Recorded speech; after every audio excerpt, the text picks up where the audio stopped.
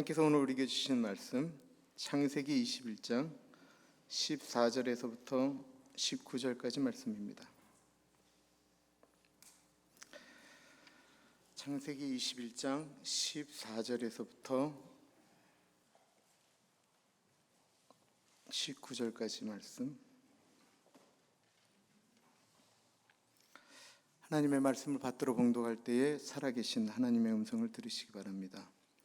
아브라함이 아침에 일찍이 일어나 떡과 물 한 가죽 부대를 가져다가 하갈의 어깨에 메어주고 그 아이를 데리고 가게 하니 하갈이 나가서 브엘세바 광야에서 방황하더니 가죽 부대에 물이 떨어진지라 그 자식을 관목 덩물 아래에 두고 이르되 아이가 죽는 것을 참아보지 못하겠다 하고 화살 한바탕 거리 떨어져 마주 앉아 바라보며 소리내어 우니 하나님이 그 어린아이의 소리를 들으셨으므로 하나님의 사자가 하늘에서부터 하갈을 불러 이르시되 하갈아 무슨 일이냐 두려워하지 말라 하나님이 저기 있는 아이의 소리를 들으셨나니 일어나 아이를 일으켜 내 손으로 붙들라 그가 큰 민족을 이루게 하리라 하시니라.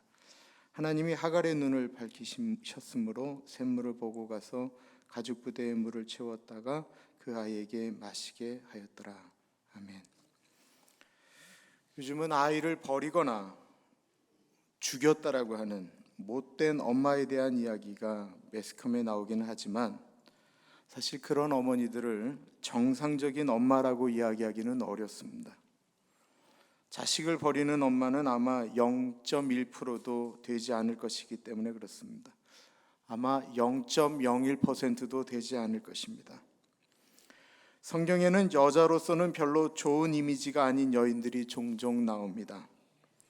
그러나 그 여인도 엄마라고 하는 위치에서 보면 너무나 괜찮은 여인들이 참 많습니다. 오늘 본문에 나오는 하갈이라고 하는 인물도 그렇습니다. 하갈은 믿음의 조상인 아브라함의 아내 사라의 몸종이었습니다. 그런데 사라가 아무리 노력을 해도 아이를 갖지 못하게 되자 사라를 대신해서 아브라함의 아이를 갖게 된 것입니다. 사라는 하갈이라고 하는 여종을 통해서 아들을 얻기를 원했습니다. 자신의 몸종을 통해서 아이를 낳으면 그 아이를 자신의 아들로 삼겠다라고 하는 것이었습니다. 그러나 사라의 눈에 하갈은 아이를 가져도 여전히 사라의 몸종 그 이상도 이하도 아닙니다.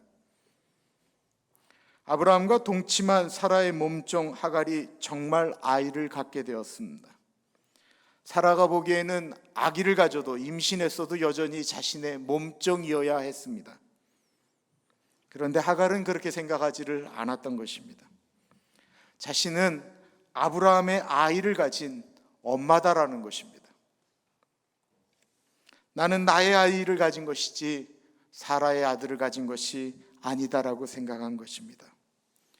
그러자 여기에서부터 갈등이 일어났습니다. 사라는 그 꼴을 보지 못합니다. 그래서 임신한 하갈을 내쫓았습니다. 여자의 질투라고 하는 것은 이렇게 무섭습니다. 우리 남자들은 늘 조심하셔야 됩니다. 절대로 딴 데로 눈을 돌렸다가는 슬피 이를 가는 일이 발생하는 이유는 여자가 무섭기 때문에 그렇습니다. 당시 여종이 임신한 몸으로 쫓겨나면 어디로 갑니까? 갈 데가 없습니다.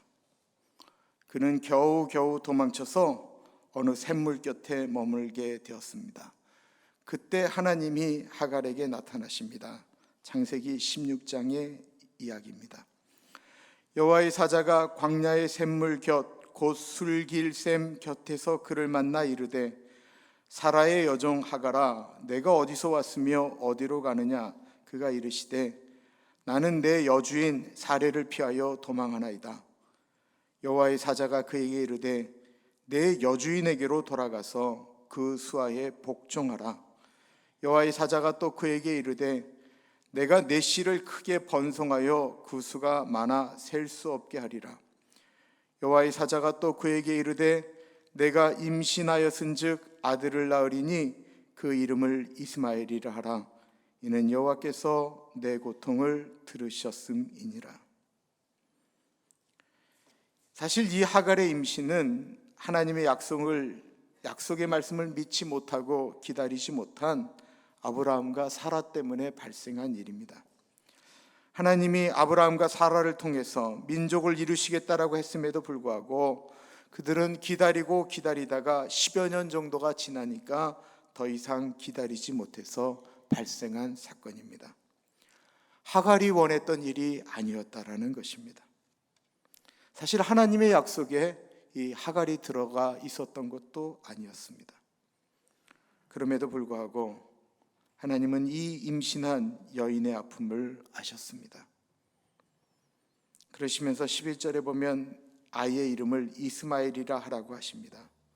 이스마엘이라는 뜻은 여호와께서 내 고통을 들으셨다라고 하는 말씀입니다. 이 여인은 임신을 했어도 보호받지 못하는 여인입니다. 사랑받지 못하는 여인입니다. 그런데 하나님은 그 여인을 사랑하셨습니다. 그리고 그 여인의 고통을 들으셨습니다. 이 세상에는 사랑받지 못하는 여인들이 있습니다.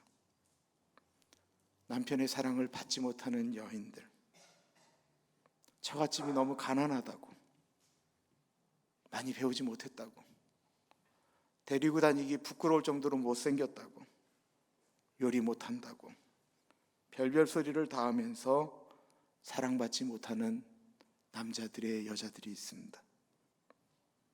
그러나 하나님은 사랑하십니다. 더군다나 그 여자분이 엄마일 때 이야기는 더 달라집니다. 하나님은 이 세상에 자녀들을 보내시고 그 자녀들에게 천사를 한 명씩 붙여주셨습니다. 그 천사의 이름을 하나님은 엄마라고 지칭해 주셨습니다. 박국이라고 하는 시인이 있습니다.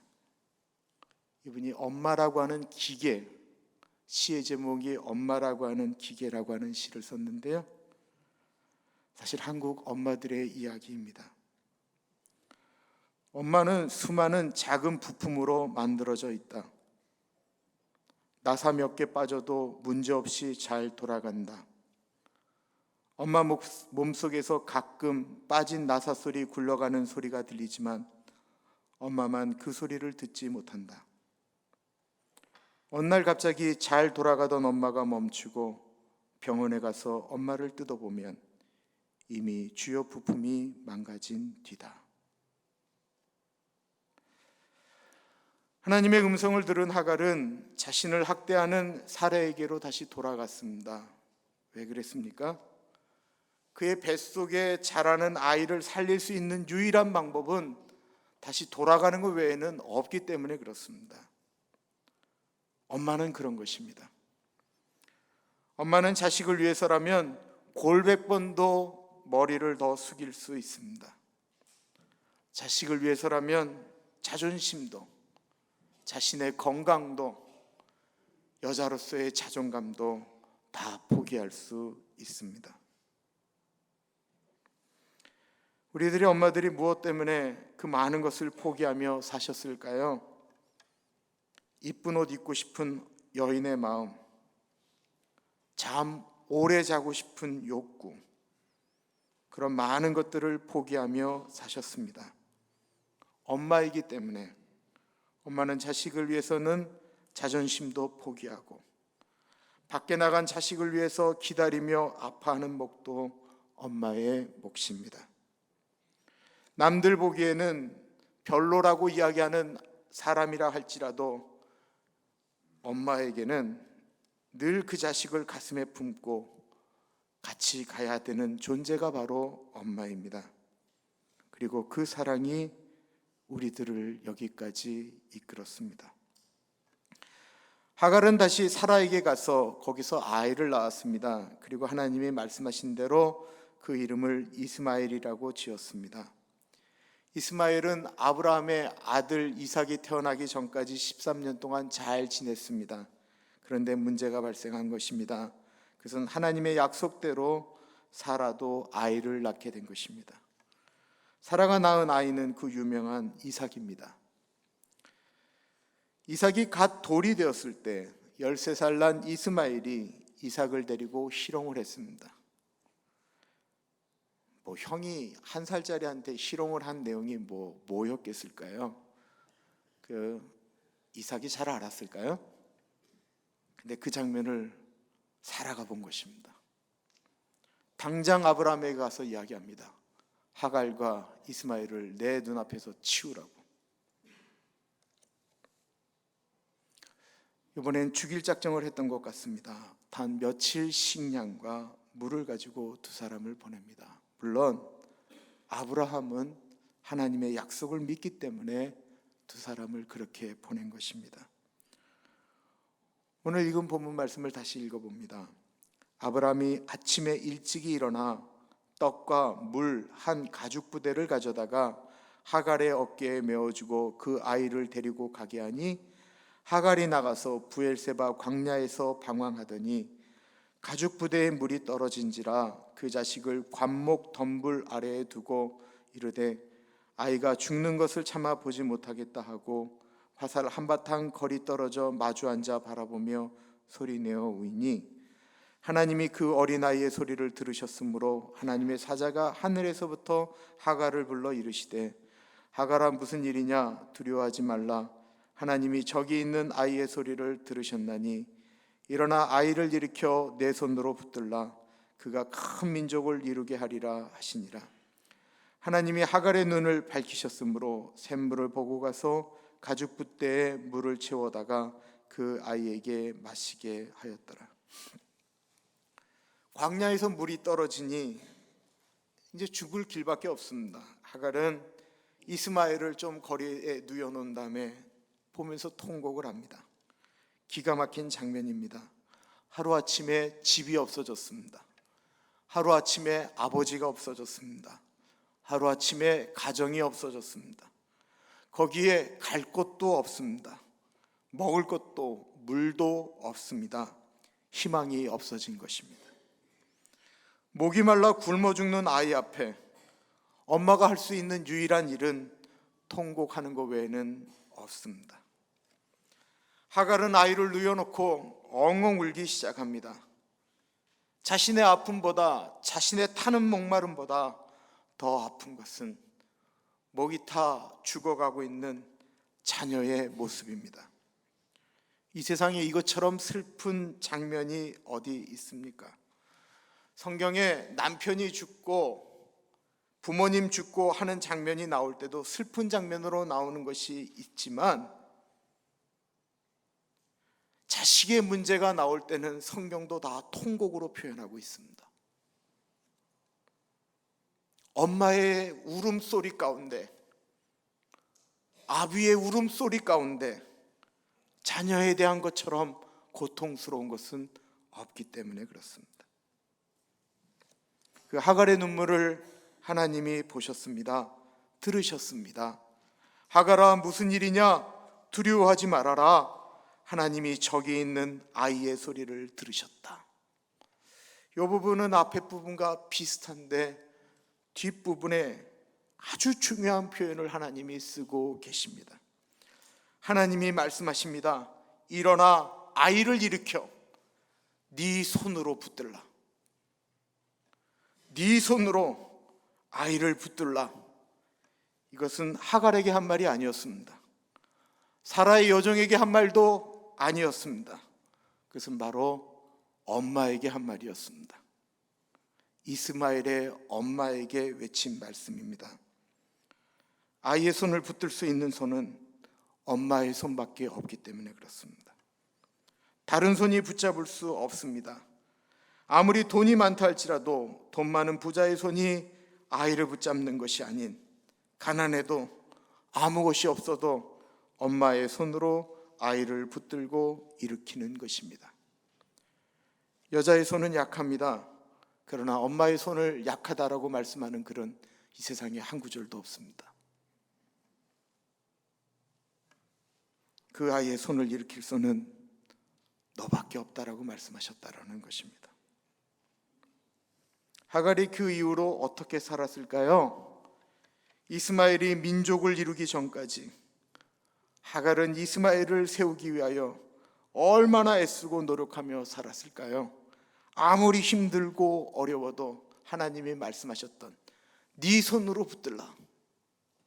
그 말씀 기억하면서 지금도 여자 혼자 이겨내려면 그렇게 힘이 든데 당시에 그렇게 어려운 환경 가운데 하갈은 이스마엘을 붙들고 살아갔습니다. 그래도 일어날 수 있었던 것은 하갈이 엄마였기 때문에 그렇습니다. 엄마는 늙어도 그 엄마의 손으로 자녀를 일으키는 것입니다. 나는 이제 아무런 쓸모가 없습니다. 내가 빨리 비껴나가 주는 것이, 없어지는 것이 아이들을 도와주는 것입니다. 아니요, 이 세상에 엄마의 기도가 필요 없는 자녀는 한 사람도 없습니다. 나이가 드셔도 그 엄마의 기도를 하나님이 들으시는 것입니다. 남자는 흙으로 만들었습니다. 하나님이 흙으로 빚어서 남자를 만들었습니다. 여자는 뭐로 만들었습니까? 뭐로 만들었죠? 뼈로 만들었습니다. 이 남자가 아무것도 아니에요. 머티리얼이 여자가 훨씬 더 좋은 거예요. 그래서 여자가 약한 것 같지만 강해요. 특별히 한국의 여자분들은 세계 최강이에요, 최강. 골프 세계를 제패하는 여자들 모두 한국 여자들이에요. 양궁 세계 최고가 한국 여자분들이에요. 남자분들 세계 최고 한 사람도 없어요. 근데 여자분들은 골프 대회를 하면 1등부터 10등 이번엔 누가 했으면 좋겠나 우리가 고민하게 만들어요. 한국 축구에 쏟아붓는 돈 10%만 여자 축구에다 쏟아부으면 한국 여자 축구 1년 만에 세계 최강됩니다.